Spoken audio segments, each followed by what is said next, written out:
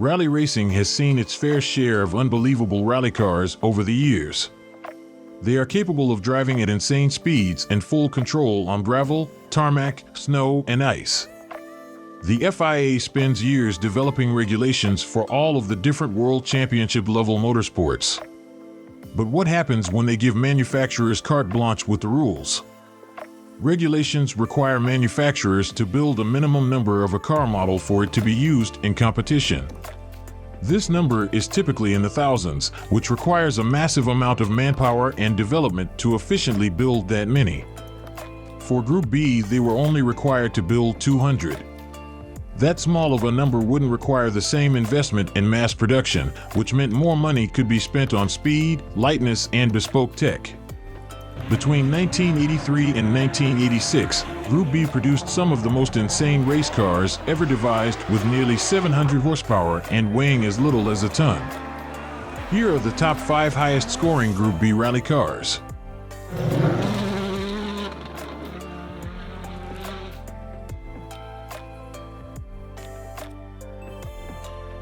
We'll kick off the top 5 with a car that doesn't see the spotlight nearly as much as some of its counterparts, the Renault 5 Turbo.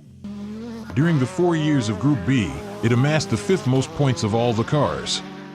Renault didn't have the huge budgets of companies like Audi and Lancia, but they had seen a lot of success in rally over the years with cars like the Alpine A110, so they had a solid track record of experience to build from.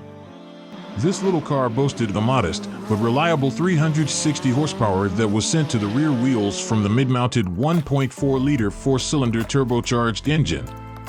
While that might not seem like a lot of power compared to the other monsters on this list, keep in mind that the Renault 5 weighed less than 2,000 pounds or 1,000 kilograms. The combination of small footprint, short wheelbase, very little weight, and a decent amount of power made this car a quick and nimble force to be reckoned with on the rally stages. Group B was also the era that really saw four-wheel drive put to use thanks to Audi. However, a couple of cars were able to remain competitive with only two-wheel drive. One of those cars was the Toyota Celica twin-cam turbo. Nicknamed the Whistling Pig thanks to the noises made by the turbocharged 2.1-liter 4-cylinder engine. The cool thing about this car is that Toyota didn't put their money towards making it a fire-breathing monster like the other manufacturers. Instead, they focused on making it a safe and reliable rally car, which really proved to pay off since it racked up the 4th most points of any Group B cars over the 4 years. And, as another testament to the build quality, was the fact that it won 3 of the 4 Safari rallies during that time period. While they took a different approach to this car, it paid off.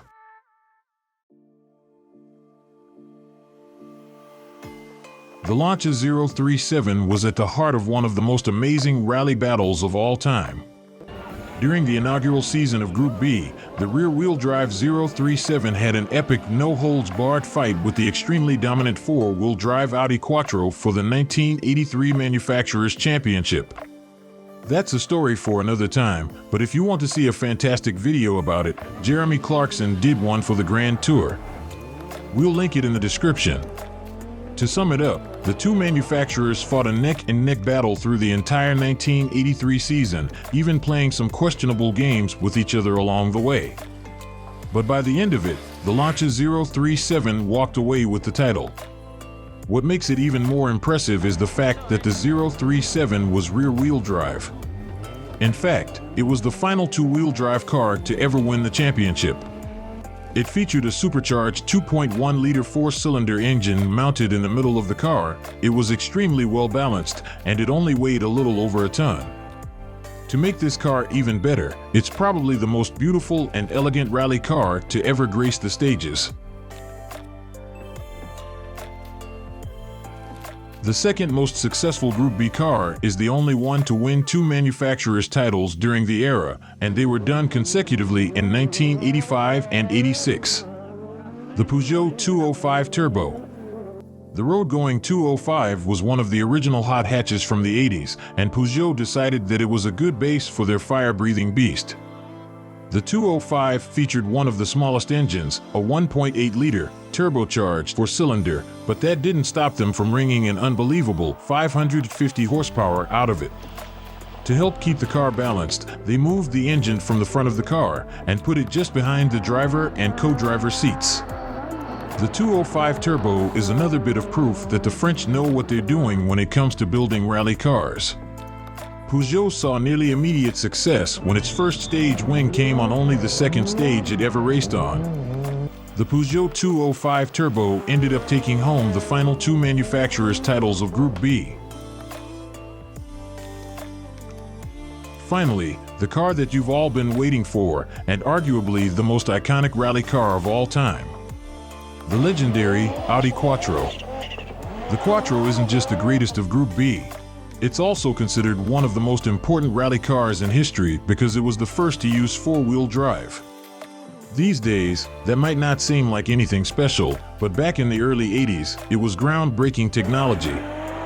The four-wheel drive combined with the 591 horsepower turbocharged five-cylinder engine made the Quattro unbelievably dominant and capable. Plus, it sounded fantastic. As I previously mentioned, the Audi Quattro had one of the most epic battles in WRC history with the Lancia 037. And, although it didn't win the inaugural championship title in 1983, it did go on to win it the following year.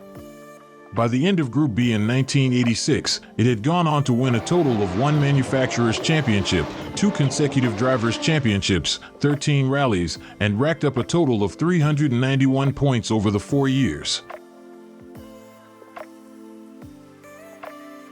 When people talk about the insanity of Group B, the Lancia Delta S4 is the embodiment of that insanity. Most cars of this era had huge turbochargers strapped to them, but this car had a supercharger and a turbo just to make sure there was loads of boost at all times. Unfortunately, while it was considered the pinnacle of Group B, the Delta S4 was also the car that sealed the fate of the generation. Sadly, during the 1986 Tour de Corse rally, Henri Toivonen and his co-driver, Sergio Cresto, were both killed when the Delta S4 they were driving went off the road and caught fire. Following that crash and other incidents that preceded it, teams and drivers agreed that Group B had taken it too far and become far too dangerous. So it was decided that it needed to come to an end. While Group B only lasted for a total of 4 years, many people consider it the golden era of rally thanks to the rapid and groundbreaking technologies that it produced.